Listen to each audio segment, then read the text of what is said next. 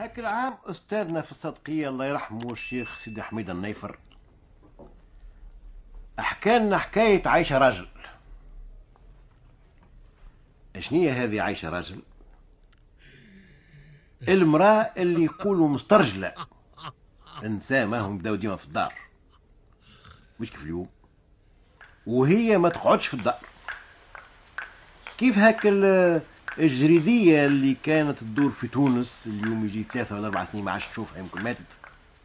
كانت تبدا تدور في الشارع لابسة قبقاب وجبة وفوطة بلا سفساري، تبدا تميل وتستعدل كأنها في دارها، تمشي لديار الأكابر الكل، وهاي في دار سي فلان ودار سيدي فلان، تعرف كل حد شكون أبوه وشكون خوه وولد عمه وولد خالته. توقفوا في الشارع تنجدوا على أمه أش صابت نفسها، ومرته ولدتشي واخته تحلشي مكتوبها. تقعد في القهوة كيف الرجال، تركب في الترمفاي بلاش، الخلاصة ما يكلموهاش، وإذا كان واحد جديد ما يعرفهاش وعيط لها بوليس، البوليس يقول ها هذيك قاعد تخلص.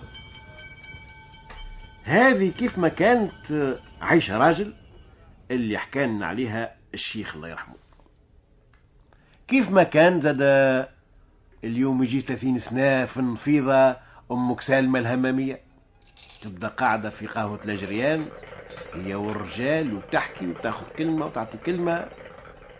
وكيف شروبة في جمال اللي تودور في الشارع وتقعد في القهوة مع الرجال وتتكلم ياسر ديمها لسانها خدام. حتى هاك العام واحد عندنا مذيع في كل نشرة أخبار يعطي هو نشرة الأخبار وديما يتكلم في جمال، سموه شروبة. نرجعوا العيش رجل. قلنا النهار كله هي في الشارع ومن قهوة لقهوة، وكذلك في الليل تسهر في القهوة. هذا كما نقولوا في زمان حمودة باشا. القهاوي زمانتها يبدأوا فيهم الفداوي يحكي في قصة راس الغول ولا في العنطرية، في عقاب الليل لا يطفى على خير يقوم يروح على نفسه. ثم اللي يزيدوا يسهروا أحلالهم القعدة. كانت هي تسهر في شوكة حامر ميمي في قهوة سيدانا. ليلة من الليالي الفداوي حكا حكاية مرعبة، جنون وغوال وهوال وخوف وعفارت. بعد ما مشى على نفسه قعدوا جماعة يحكيوا على هاك اللي كان يحكي فيه الفداوي، وهذا يقول هذا شي يقول والآخر شي يقول، واحد مفجوع واحد خايف واحد قال أنا ما نخافش. قالت أمك عايشة راجل بربي شنو اللي ثم في الدنيا يخوف؟ أنا مريتش. قالوا لها عجايب، عمرك ما خفت من حاجة أنت؟ قالت عمري ما خفت من شيء. هذا صدق وهذا كذب، حتى قالوا يخاطروها. قالت مليح خاطروني. بداوا يفركسوا علاش باش يخاطروها. حتى واحد قال يا جماعة الخربة الليلة بايتين فيها 6. شنية الخربة هذه؟ كانت زمانتها المشنقة منصوبة في باب سويقة العام 12 شهر، يشنقوا الواحد قدام الناس ويخليوه معلق.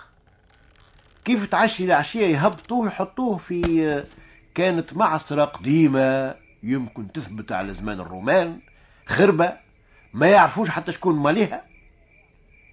وين توا هاك الحوانت بتاع نجارة الزبوس يا سيدي؟ وين قهوة البوسطة؟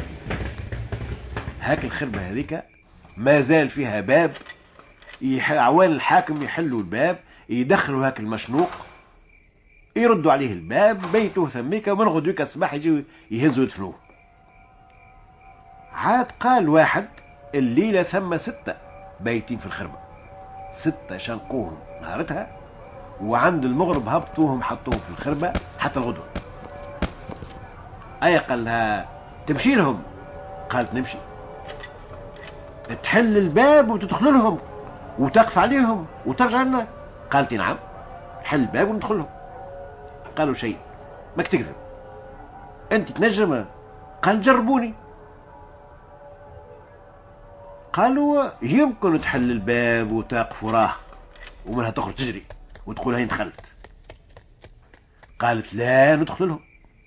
لكن شنو هي الأمارة اللي انت دخلت لهم؟ قال تعطيوني حاجة نحطها بحذاهم. قال واحد ماك ترميها من بعيد تهرب، ما نش نعملوا. واحد طلع بفكرة، قال تعرفش كيفاش؟ لو كنت تحط لهم حاجة فيها فمهم كل واحد. شنو هي الحاجة؟ قال كما نقولوا كل واحد مغرفة حسوب. تدخل انت بطنجرتك في يدك وكل واحد من هاك الموتة تحل له فمه وتحط له مغرفة حسوب. يسخايل صعب عليها ياسر، وهذه شكون يقدر عليها في هاك الظلمة هذيك؟ واحد مشنوق مش حتى موت ربي، راهي العباب في كل دايرة بيه، وتقرب له زادة وتحل له فمه وتحط له مغرفة حسوب فمه. لا مش ممكن، هذا عمره ما يتصور العقل. لكن هي قالت نمشي. قالوا هي الحسوب مالا، هي دارها قريبة. قالت استناولي ربيع ساعة من زمان نحرز لكم طرف حسوب ونجيب. يا أخي شنو بو؟ وقامت مشات. قعدوا هما زعما تنجم زعما تخاف، تبالك مشات توا لدارها تغم على راسها ترقد تخلينا نطفخنا. قال واحد لا، قلبها قوي ياسر لعند زوج جهنم هذه، لازم تجي. واحد منهم مكسر بنايب، واحد بايع براسه وما يعرفش الخوف كيف نوى، دارها شليلة ومليلة وتغرب ياسر. قال أنا الليلة إلا ما نعمل لها عملة لتنسخ في الكتب. والراجل حقيقة راسه صحيح وما يخافش. قال لهم أنا مش نمشي قبلها نتمد في وسط الموتى، ووقت اللي تجي نقوم لها ونفجعها. وقام مشى، دز الباب دخل الخربة، مشى للبيت اللي فيها الموتى ممدودين، جاء في وسطهم دز هذا من هون هذا من هون وتمد في وسطهم. بعد حصة زمان خلطت هي في يدها قفة فيها طنيجرة بالحسوب ومغرفة. هاي قتلهم هاني ماشية، كل واحد يحط له مغرفة حسوب فم، وغدوة الصباح يمشي يقلبوهم. كان لقيتوا فمهم فارغين انتم اللي ربحتوا. وكان كل واحد فمه مليان بالحسوب، وراس الجاه ما نكمل نهاري الا بتقريطه جديده على راسي، على خاطرهم خاطرينهم بتقريطه شنوها لها. وقامت دوقة دوقة دوقة وهما في جرتها من بعيد، دزت الباب متاع المعصرة، دخلت فنير في يدها عطاوهولها على خاطر زمانتها لا ثم لا ضوف انه جات لا حتى شيء. وحتى وقت اللي تدخل ظلمة في الخربة هذيك حتى الموتى ما تشوفهمش. البيت اللي حطوا فيها الموتى وقتها شكون ما يعرفهاش، مشات لها مقابلة وتتكلم وحدها وتتكمر. وين هما هالعياق وليداتي لو كان ما عملتوا شيء راهو ما يجيلكمش هكا، والواهم واصلين فسكم حتى هي رستكم بالمشنقة والشوهة والفضيحة. يا ربي اللطف ويا باقي تتكلم. اي جات للولاني حطت طنجرة بحذاها والفنار عند راسه، جات مش تحلو فمه لقات انيه مكزين. هو الميت ما فمه ما يتحل هو بكله.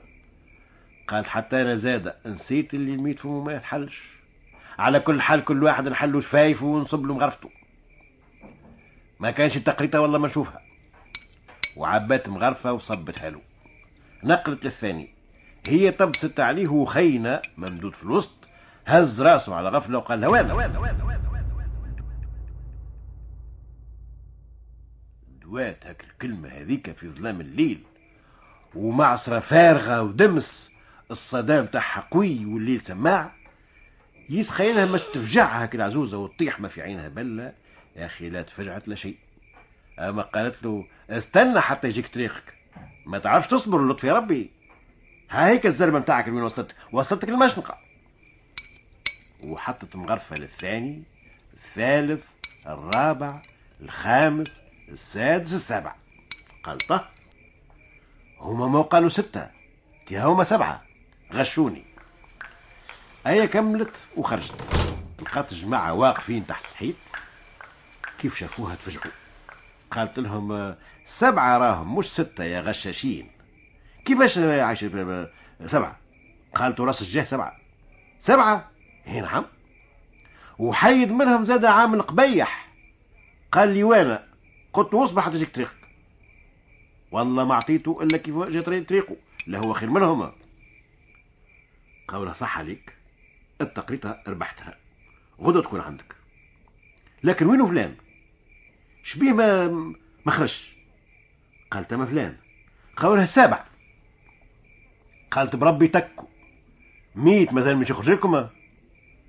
قالوا وين دراه هذا يشجعوا اين ندخلوا نشوفوا.